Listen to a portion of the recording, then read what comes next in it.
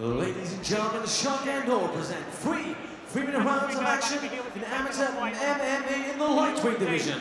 Sponsored by Rocket Computer Services. Hands in the red corner, the regular 2 wins and 2 defeats. Weighing in at 152.1 pounds. Representing Guildford MMA, Nicholas Fielding!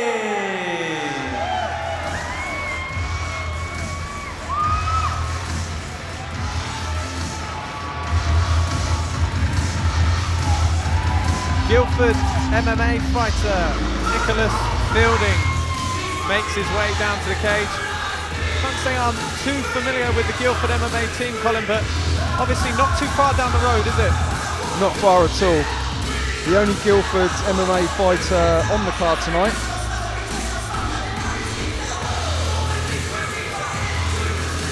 There's some good support for the Guildford MMA man.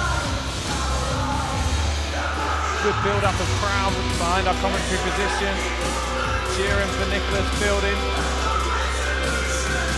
He's going to need all the voices he can get as he takes on local favourite Chris Tallis. Another guy who, in the weigh-in, looked like he was in tremendous shape. Very well conditioned.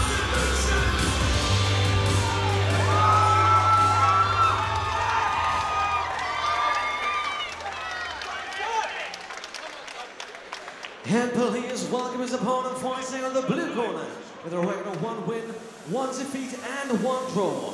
Weighing in at 151.8 pounds, representing Gym 01 in Portsmouth, Chris Tallis!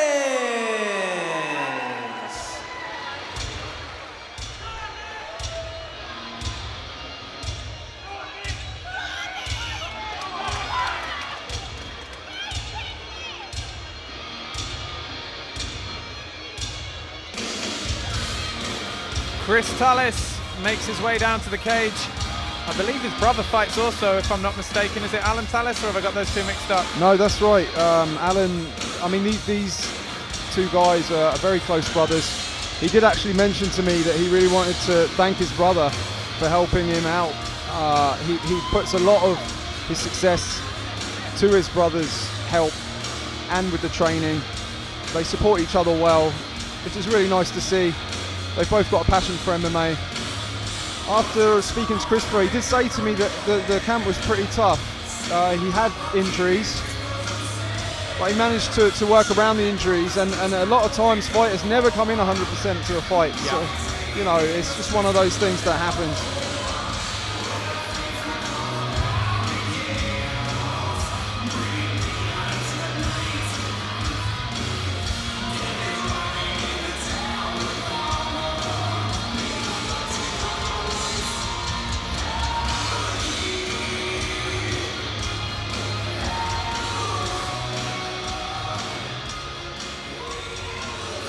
Your referee in charge of the action, Andy Hill. This fight is sponsored by Rocket Computer Services. 3-minute rounds. Catchweight action about to get underway here. Nicholas Fielding, Guildford MMA, in the black and red Venom shorts, taking on Chris Tallis, also in the black and red Venom shorts, but he's got that badass moustache.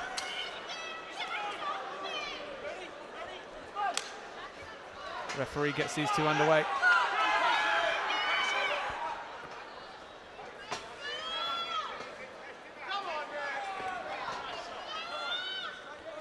Brief feeling out process from these two. Chris says his strength, well, one of his strengths is his grappling. Also telling me that he likes to eat punches like they're cornflakes. So I'm assuming that he likes cornflakes. He's just at a couple there from Fielding as well, and interesting movement thus far from Fielding. Very on his bike and in and out. Oh, beautiful 1-2 there. Very sharp punching, yeah. Yeah, looks very mobile. It looks like he might have hurt Tallis early, but as you said, Tallis doesn't mind eating one to give one. Nice low kick from Tallis. Chris can't stand in front of his opponent and take those punches. Unfortunately, he did that in his last fight and lost because of it. He needs more head movement, you know, maybe circling off, but he can't, you know, keep taking those shots. Oh, big left hand out the back of that southpaw stance. from Nicholas Fielding. Looks very, very mobile. Yeah, Tallis is going to have to throw something straight here to just stop these advances, isn't he? He's going to have to give him something to think about. Nice body kick there. Yeah, he's certainly warmed into these exchanges the quicker thus far, Nicholas Fielding. Nice low kick from Tallis.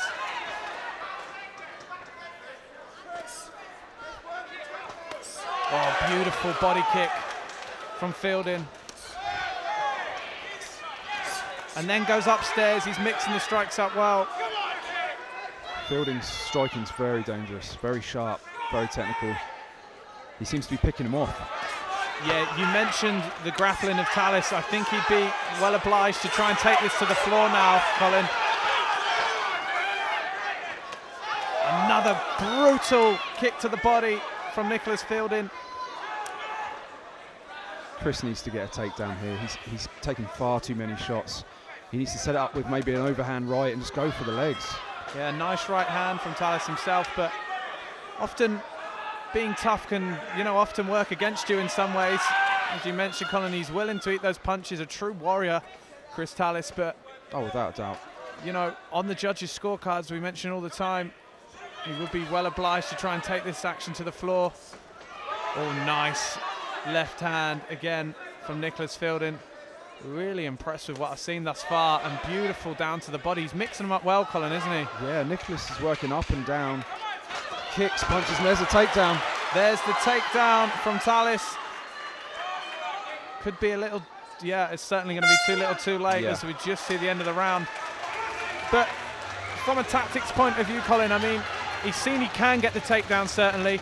I should imagine the Gym 01 team over in the corner are probably going to be telling them, look, let's get this to the floor early in the next round. Definitely. That's the thing. Chris got the takedown, so he's, even if it was at the end of the round, it's going to mean he's got the confidence to do it again. He knows he can take him down, and I would say that's his best bet. He can't stay outside like that, taking those shots. Not another round of that. It's you know, his nose is bleeding. He's taking some punishment to the face. I would say the corner should be telling him to set up a nice takedown. It's very difficult to get a takedown in the middle of the cage, so perhaps move him or guide him to the cage, throw a couple of fakes, you know, overhand right. Once he's on the cage, that's actually where Chris does his best work anyway, so that would be the advice, I think. Yeah, great point, and I think that would probably even up the striking exchanges a bit as well, because it's when they're at distance, Fielding has a clear speed advantage, doesn't he? He's very in and out, you know, evasive movements, these sideways steps, almost Dominic Cruz-like in the way he's moving around in there. Very confident with it too. Yeah. As you said, great call, Colin. He clinches up and looks for that takedown against the cage. Yeah, threw a shot, got close. See, this is where it becomes more difficult, because they're not up against the fence. This is where he wants to be, Chris. Yeah, maybe looking to link those arms now. Good takedown offense thus far from Fielding. Yeah, very, very nice split leg position there. Can't have his legs together. That's where he will get taken down. Now trying to scoop up the single is Tallis. Got to watch his head there, watch his neck. Yeah, it should be all right pass to the side like that. That's it. He did the right thing there. Yeah, good work, as you mentioned, during that transition from Tallis. It's often the small things that go unnoticed in jiu-jitsu, but just passing over to that side has saved him there. Now we get to see the ground game of Nicholas Fielding.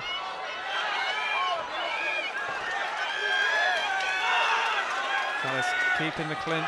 He'll be disappointed in that, Colin, won't he? Because he had good position there. Yeah. Again, he eats a kick, but he gets the takedown. Good work from Tallis. A good call from my co-commentator in here, BJJ brown belt Colin Howes, who mentioned Tallis needed to get this to the deck, and that's exactly what he's done in this second round, as we get into one of the old classic battles of striker versus grappler. Saying that, Fielding, he's looking active off his back, Colin, isn't he? Yeah, he went from for a Kimura into an armbar. Off of the Kimura, it didn't work, and often it doesn't, but it gets you back to a safe position, which is the guard.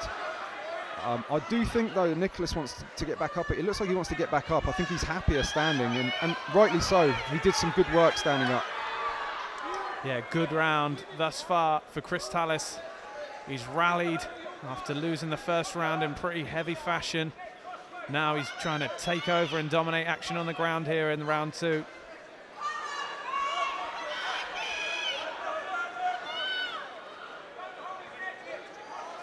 Tallis trying to pass that half guard and does it. That was, like you said, you know, it's the small things that matter. A very small movement, and he's got to his back now with one hook in. This is looking a lot better for Chris.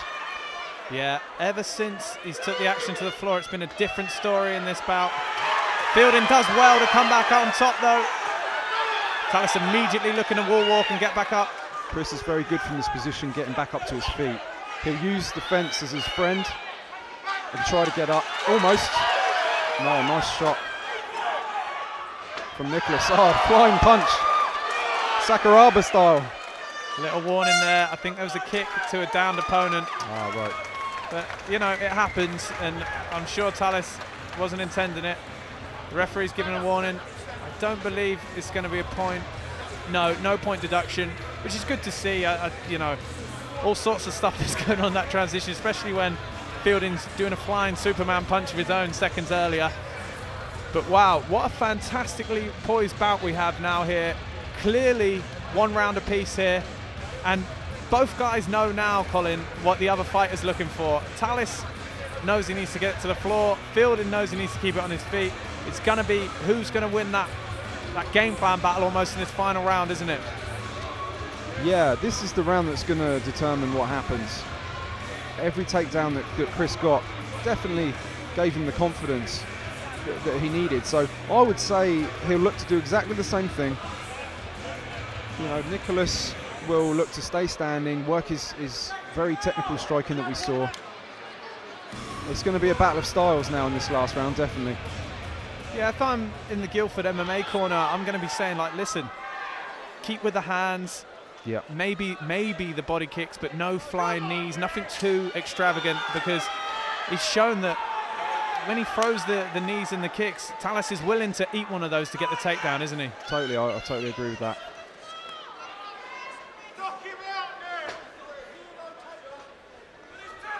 Tallis stalking his man.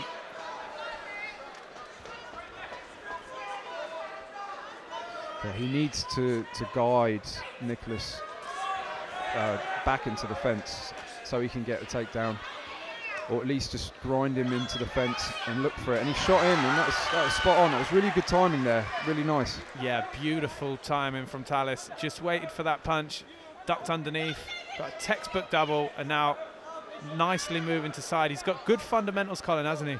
Yeah, very good fundamentals. Getting the knee under the legs there stops Nicholas from using his hips too much. He has the fence that he can use to get up, but the position he's in at the moment, with Chris with the overhook, okay, he's let go of it, but Chris is in a dominant position there. Looking for the hooks now, I would have thought. One hook in, yeah. One hook in here in the third round, looking to sneak the other one in. What a comeback this would be from Chris Tallis. Took a lot of punishment in round 1. Now he looks slow, he's got his body triangle now, and now looking for the choke finish, just throwing some punches in there, softening his man up. Tough position for Nicholas. The body triangle, you know, it can take a lot of wind out of you, as well as being really difficult to open up. What he wants to do really is try and roll to the side where the ankle is crossed and put pressure on the ankle to that side. So he's on the wrong side at the moment, but I'm sure he's just trying to you know, see where he is.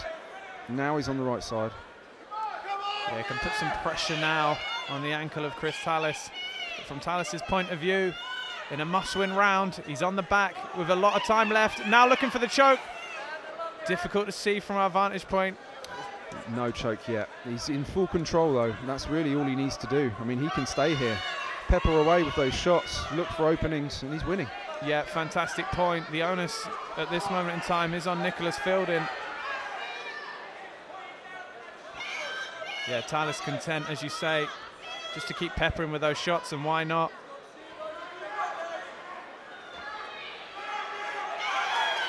just doesn't seem to have an answer for this position at the moment, the Guildford MMA man.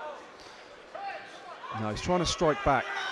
And he's never going to knock anybody out from there. I mean, it can be annoying, but I think he should really focus on escaping the position. And what he could do here is have a 2-on-1. So his two hands on one of Chris's wrist and try and spin into him. It's very difficult, but it's something. These two finishing like rock'em sock'em robots on the floor.